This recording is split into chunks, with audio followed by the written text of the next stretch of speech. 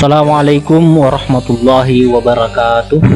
Alhamdulillahirabbil alamin. Wassalatu wassalamu ala asyrafil anbiya'i wal mursalin wa ala alihi wa ashabihi ajma'in. Allahumma salli ala Muhammad wa ala ali Muhammad. Puji syukur senantiasa kita panjatkan kehadirat Allah Subhanahu wa taala. Pada kesempatan ini kembali kita bertemu pada mata pelajaran pendidikan agama Islam. Pada kesempatan ini kita akan membahas bab tentang lebih dekat dengan Allah Subhanahu wa taala yang sangat indah namanya. Adapun kompetensi dasar pada bab ini yaitu pertama, meyakini bahwa Allah Maha mengetahui, Maha waspada, Maha mendengar dan Maha melihat. Yang kedua, menghayati perilaku percaya diri, tekun, teliti, dan kerja keras sebagai implementasi dari makna Al-Alim, Al-Khabir, As-Sami, dan Al-Basir. Yang ketiga, memahami makna Al-Asma'ul Husna, Al-Alim, Al-Khabir, As-Sami, Al-Basir. Yang keempat, menyajikan contoh perilaku yang mencerminkan orang yang meneladani Al-Asma'ul Husna, Al-Alim, Al-Khabir, As-Sami, dan Al-Basir. Jadi inilah 4 kompetensi dasar yang akan kita pelajari pada kesempatan kali ini. Selanjutnya yaitu tujuan pembelajaran kita. Adapun tujuan pembelajaran kita, yang pertama, menunjukkan dalil nakli dan dalil akli terkait dengan iman kepada Allah Subhanahu wa taala. Yang kedua, menyebutkan pengertian Al-Asma'ul Husna, Al-Alim, Al-Khabir, As-Sami, dan Al-Basir. Yang ketiga, menjelaskan makna Al-Asma'ul Husna, Al-Alim, Al-Khabir, As-Sami, dan Al-Basir. Yang keempat, mengidentifikasi perilaku beriman kepada Allah Subhanahu wa taala. Yang kelima, menjelaskan melaksanakan perintah Allah Subhanahu wa taala atas dasar iman kepada Allah Subhanahu wa taala. Kemudian yang keenam adalah mencontohkan perilaku yang mencerminkan keteladanan dari sifat Al-Asma'ul Husna, Al-Alim, Al-Khabir, As-Sami, dan Al-Basir. Jadi inilah 6 tujuan pembelajaran kita pada video kali ini. Baik, selanjutnya kita masuk pada pengertian iman kepada Allah Subhanahu wa taala. Adapun pengertian iman kepada Allah Subhanahu wa taala, secara harfiah iman berarti percaya. Sedangkan menurut istilah, iman berarti percaya dan meyakini dengan sepenuh hati, mengucapkan dengan lisan, dan membuktikan dengan perbuatan. Jadi iman di sini adalah harus diyakini dalam hati dan diucapkan dengan lisan, yaitu asyhadu alla ilaha illallah wa asyhadu anna muhammadar rasulullah, yaitu meyakini bahwa Allah Subhanahu wa taala adalah Tuhan, tidak ada Tuhan selain Allah Subhanahu wa taala, dan sekaligus meyakini bahwa Allah Subhanahu wa taala telah mengutus para nabi dan rasul. Jadi harus diucapkan dengan lisan. Kemudian selain diucapkan dengan lisan adalah dengan membuktikan melalui perbuatan yang kita lakukan di dalam kehidupan sehari-hari kita. Selanjutnya, iman kepada Allah Subhanahu wa taala merupakan pokok dari seluruh iman yang tergabung dalam rukun iman. Jadi kunci iman sebagai muslim adalah meyakini bahwa Allah Subhanahu wa taala satu-satunya Tuhan yang wajib disembah, yang wajib diibadahi, adalah Allah Subhanahu wa Ta'ala, dan kita tidak bisa melaksanakan rukun iman yang lainnya ketika kita tidak meyakini yang pertama yang namanya iman kepada Allah Subhanahu wa Ta'ala, yaitu asyhadu alla ilaha illallah wa asyhadu anna Muhammadar Rasulullah. Baik, selanjutnya kita masuk pada dalil tentang al-asmaul husna. Dalil tentang al-asmaul husna salah satunya disebutkan di dalam Quran surah Al-A'raf surah ke-7 ayat 180. Mari kita membacanya. A'udzu billahi minasy syaithanir rajim. Bismillahirrahmanirrahim. Walillahil asmaul husna fad'uuhu biha وَذَرُوا الَّذِينَ يَلْحِدُونَ فِي أَسْمَائِهِ سَيُجْزَوْنَ مَا كَانُوا يَعْمَلُونَ. Yang artinya, dan Allah memiliki al-asmaul husna, nama-nama yang terbaik, maka bermohonlah kepadanya dengan menyebutnya al-asmaul al-husna itu, dan tinggalkanlah orang-orang yang menyalahartikan nama-namanya. Mereka kelak akan mendapat balasan terhadap apa yang telah mereka kerjakan. Jadi inilah salah satu ayat ya yang menjelaskan tentang nama-nama Allah.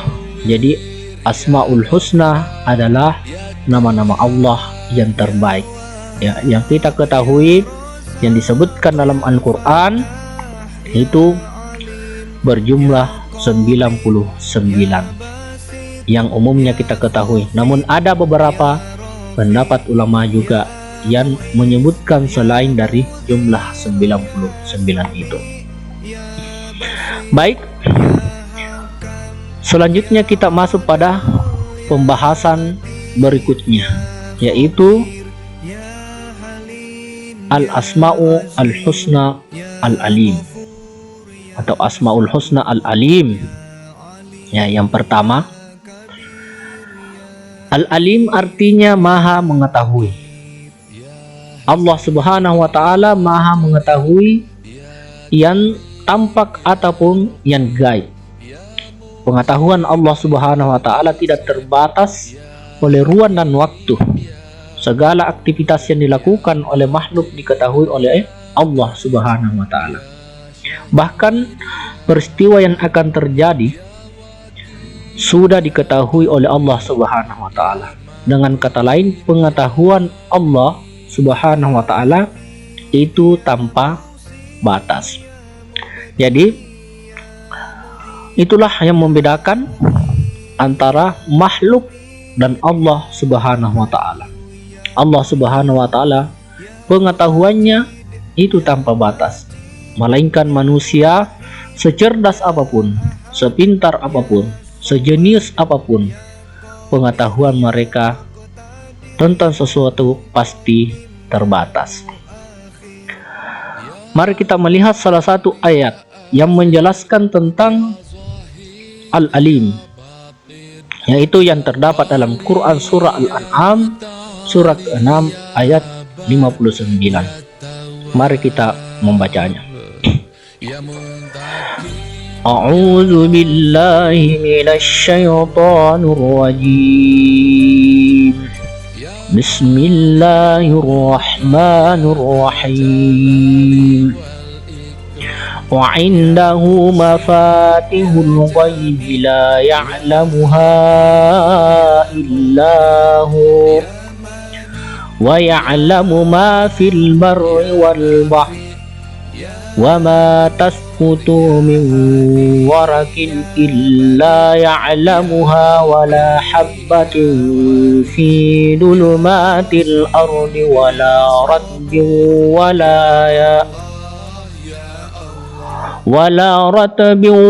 ولا يابس إلا في كتاب مبين.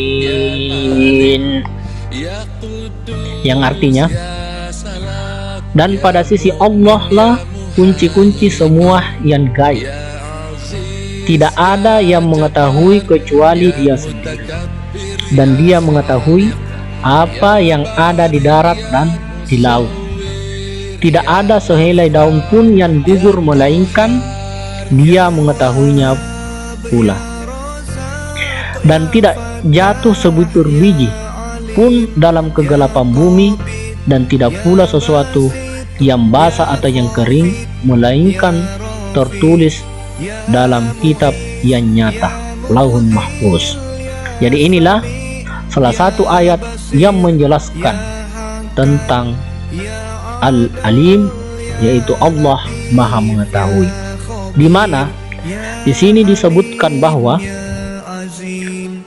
kunci-kunci semua yang gaib itu ada di sisi Allah Subhanahu wa Ta'ala. Tidak ada yang mengetahuinya kecuali Dia sendiri, dan Dia mengetahui apa yang ada di darat dan di laut. Jadi seluruh apa yang terdapat di darat maupun di lautan, apapun yang terjadi, maka Allah Subhanahu wa Ta'ala mengetahui.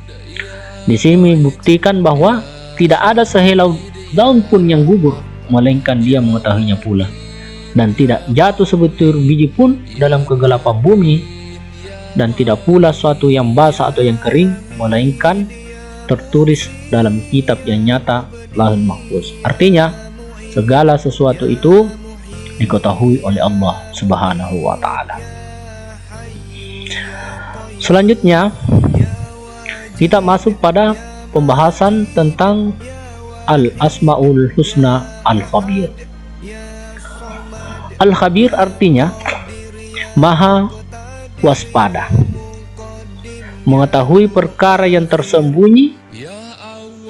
Allah Subhanahu wa Ta'ala menciptakan miliaran makhluk dengan berbagai ragamnya. Semua diketahui oleh Allah dengan detail, penuh kecermatan dan kewaspadaan, baik secara lahir maupun batin. Tidak ada satu penciptaan Allah yang salah sasaran. Ya, sebagaimana disebutkan di dalam ayat Al-Quran Surah At-Taubah surah ke-9 ayat 16. Bismillahirrahmanirrahim. Wallahu khabirum bima ta'malun. Dan Allah Maha teliti terhadap apa yang kamu kerjakan. Jadi apa yang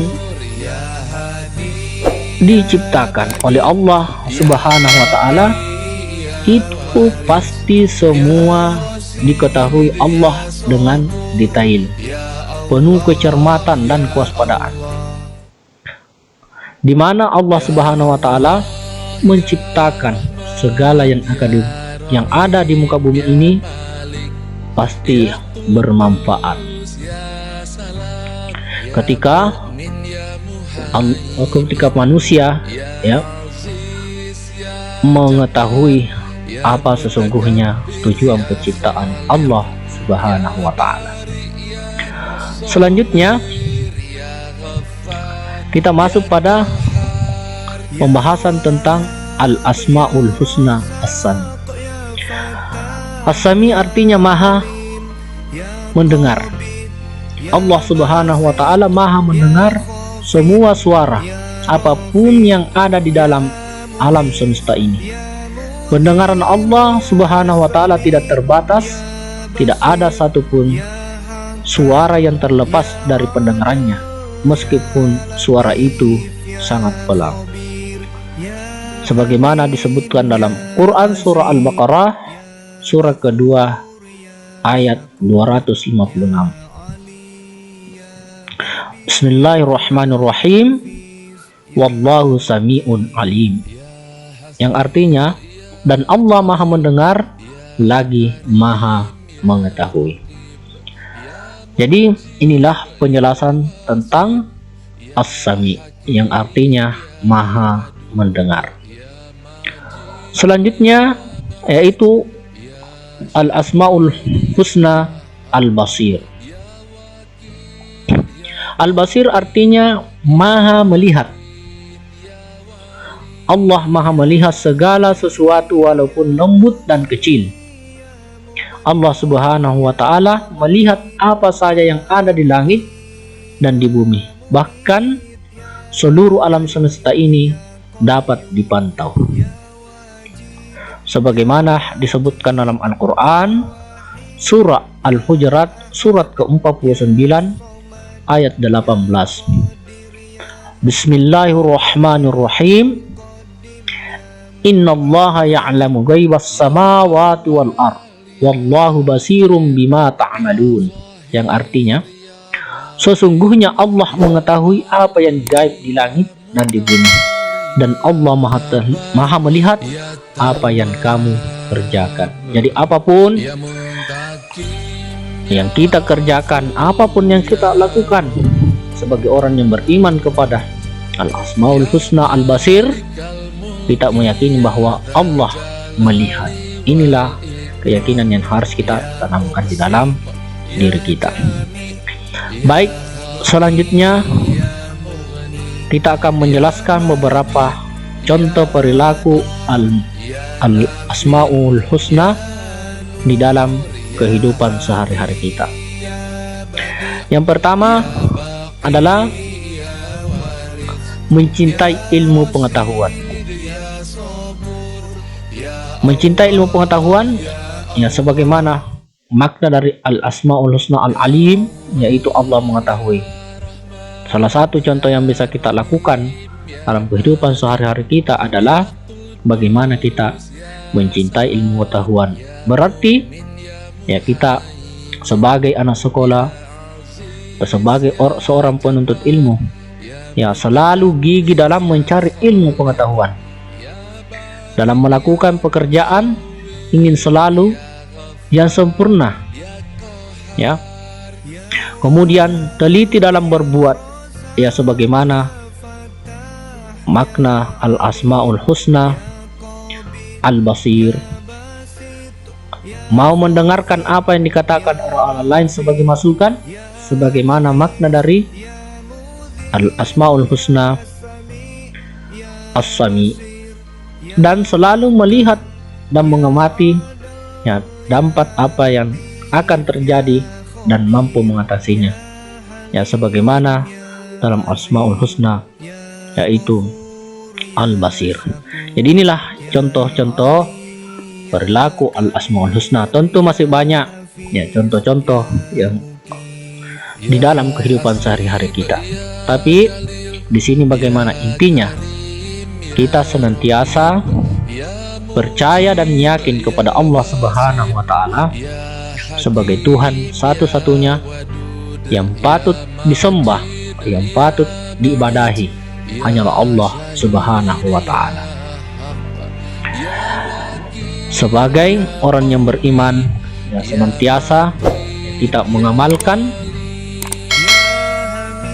makna dari Al-Asmaul Husna yang 99, yang pada kesempatan ini hanya kita menjelaskan 4 Asmaul Husna. Saya kira demikian penjelasan kita pada kesempatan ini. Mudah-mudahan apa yang kita pelajari pada kesempatan ini mendapatkan berkah dari Allah Subhanahu wa Ta'ala dan mampu kita amalkan. Demikian saya ucapkan Assalamualaikum warahmatullahi wabarakatuh.